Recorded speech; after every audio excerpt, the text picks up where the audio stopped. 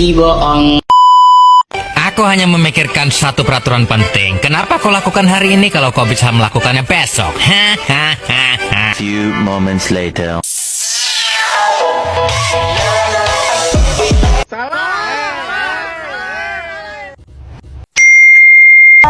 Kesian kesian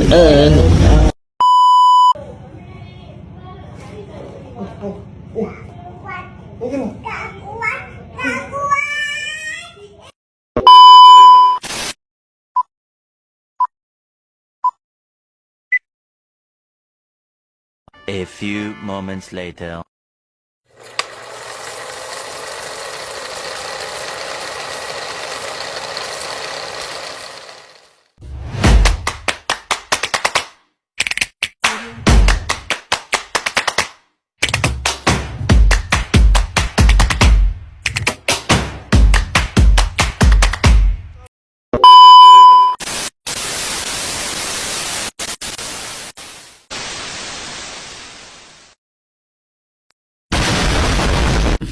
Kita tak tahu siapa.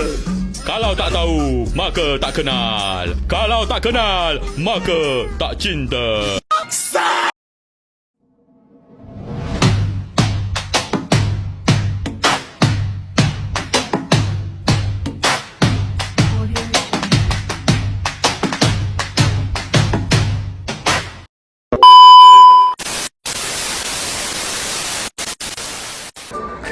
Bismillahirrahmanirrahim. Assalamualaikum warahmatullahi wabarakatuh. Shalom, Ostiastu, Namo Buddhaya, salam kebajikan dan salam sejahtera untuk kita semua. Halo teman-teman, perkenalkan nama saya Al-Nadia Kartika Ramadhani, biasa dipanggil atau disapa dengan Dio. Nah, saya dari Fakultas Ilmu Keolahragaan dan Kesehatan dari Prodi Pendidikan Kepelatihan Olahraga. Nah teman-teman, pada video kali ini saya akan menjelaskan tentang teori kognitif pada mata kuliah psikologi pendidikan dengan Bapak dosen pengampu Bapak Mufli Wahid Hamid, SPSI MPSI Terapan. Nah teman-teman, sebelum saya menjelaskan teori kognitif lebih mendalam, ada 4 faktor yang ingin saya jelaskan. Dan yang pertama yaitu bagaimana mengamati teori kognitif itu sendiri. Dan yang kedua, saya akan menjelaskan tentang teori kognitif dan hal-hal yang ada di dalamnya. Dan yang ketiga, saya akan menjelaskan bagaimana cara mengamati teori belajar kognitif. Dan yang terakhir atau yang keempat, saya akan menjelaskan mengapa teori kognitif penting dalam pembelajaran. Nah teman-teman sekalian, sebelum saya lanjut untuk menjelaskan 4 faktor yang ingin saya jelaskan, teman-teman jangan lupa like, subscribe, komen, dan share ke teman-teman kalian. Oke?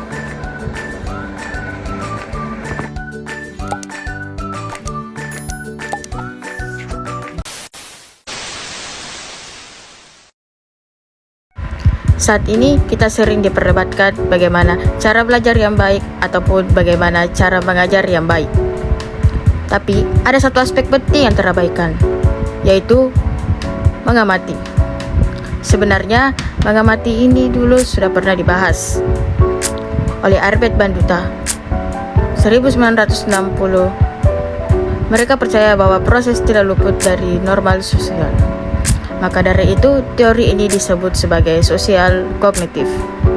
Bandura mengembangkan teorinya berdasarkan hasil temuan dari Bobodolo eksperimen.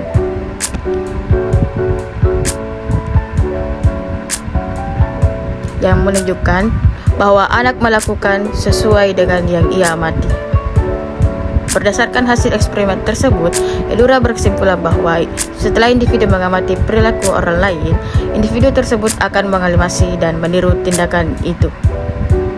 Menurutnya juga, imitasi melibatkan hasil yang sebenarnya dari aktivitas motorik yang diamati.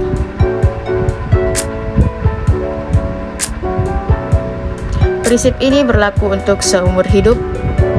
Pembelajaran secara mengamati dapat dilakukan dimanapun dan pada usia berapapun. tergantung pada sejauh mana model berpengaruh. Teori sosial kognitif berpendapat individu belajar melalui 3 cara observasi, imitasi, dan model. Maka dari itu, teori ini menjelaskan bahwa orang dapat belajar melalui observasi saja. Pembelajaran mereka mungkin tidak perlu ditunjukkan dalam 3 langkah keseharian. Nah, yang kedua, saya akan menjelaskan tentang kognitif. Nah, kognitif mengacu pada segala sesuatu yang berkaitan dengan pemrosesan informasi, pemikiran, pengetahuan, dan persepsi. Kenapa memahami kognitif penting? Why? Nah, ada pemahaman diri nih. Pertanyaan itu, mengetahui kognitif membantu individu untuk lebih memahami cara pikirannya bekerja. Ini dapat membantu dalam pengembangan pemahaman diri, membantu mengidentifikasi kekuatan dan kelemahan kognitif, serta meningkatkan pengelolaan diri. Nah, yang kedua, peningkatan belajar. Memahami proses kognitif dapat membantu dalam mengembangkan strategi pembelajaran yang lebih efektif. Dengan mengetahui bagaimana informasi diproses dan disimpan, seorang dapat meningkatkan kemampuan belajar dan retensi informasi. Dan yang ketiga yaitu pengembangan keterampilan pemecahan masalah. Kognisi sangat terkait dengan kemampuan pemecahan masalah. Dengan memahami cara pikiran berpikir dan memproses informasi, seseorang dapat meningkatkan keterampilan pemecahan masalah dan inovasi. Nah, yang keempat yaitu peningkatan kinerja kerja. Di lingkungan kerja, pemahaman tentang kognisi dapat membantu dalam hal peningkatan kerja. Hal ini dapat memungkinkan pengembangan metode kerja yang lebih efisien dan peningkatan produktivitas. Nah, selanjutnya, perbaikan komunikasi.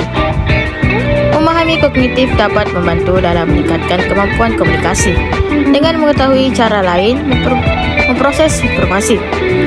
Seseorang berkomunikasi dengan cara yang lebih efektif dapat menyesuaikan gaya komunikasinya.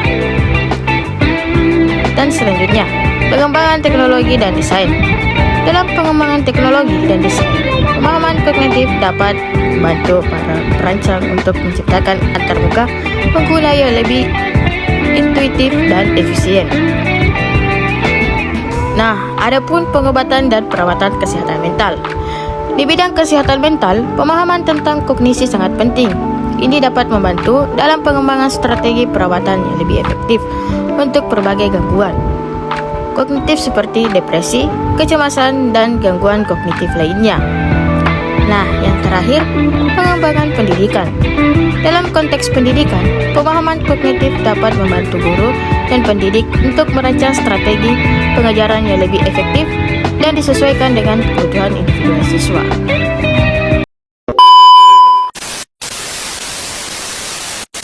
Nah, yang ketiga, saya akan menjelaskan tentang mengenal teori belajar kognitif. Menurut teori belajar kognitif, belajar merupakan suatu proses internal yang mencakup ingatan, retensi, pengolahan informasi, emosi, dan aspek-aspek kejiwaan lainnya. Dalam artian, setiap individu harus memiliki atau mengeluarkan kemampuan untuk memahami sesuatu ketika belajar.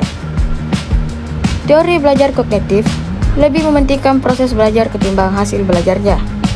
Jadi, teori ini tidak sekedar melibatkan hubungan antara stimulus dan respon seperti di teori belajar behavioristik. Proses belajar pada teori ini tentu memperhatikan stimulus, namun pada responnya akan menyesuaikan sesuai kemampuan kognitif yang sudah dimiliki berdasarkan pemahaman dan pengalaman sebelumnya. Berdasarkan itu, dalam praktek pembelajarannya, teori ini memiliki tahapan-tahapan perkembangan.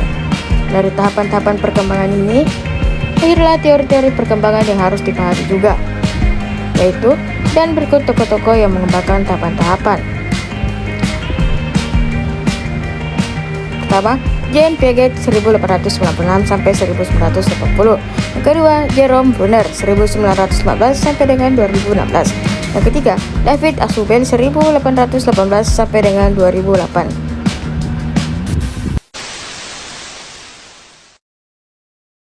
Nah, yang terakhir saya akan menjelaskan tentang mengapa teori kognitif sangat penting dalam dunia pembelajaran.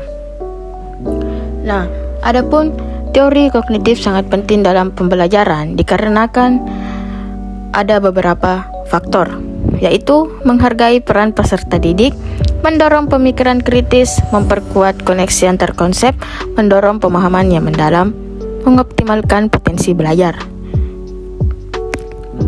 Dan teori kognitif dapat diterapkan dalam semua tingkat pendidikan, mulai dari pendidikan anak usia dini hingga pendidikan tinggi.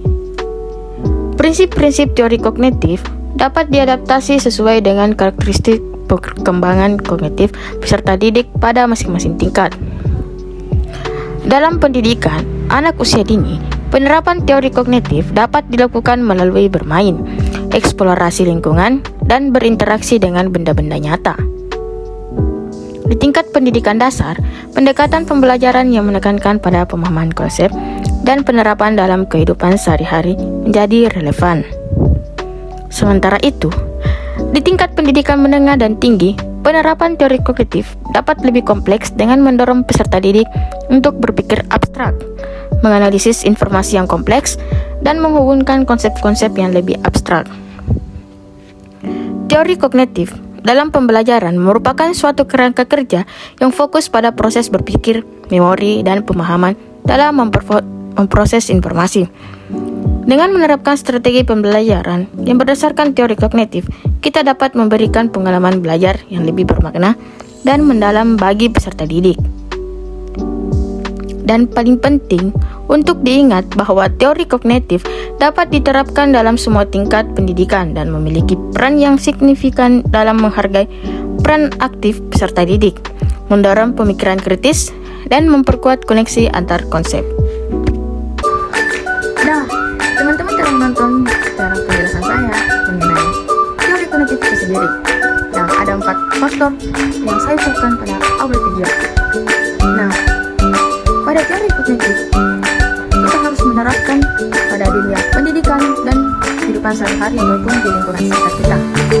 Nah, teman-teman telah menonton video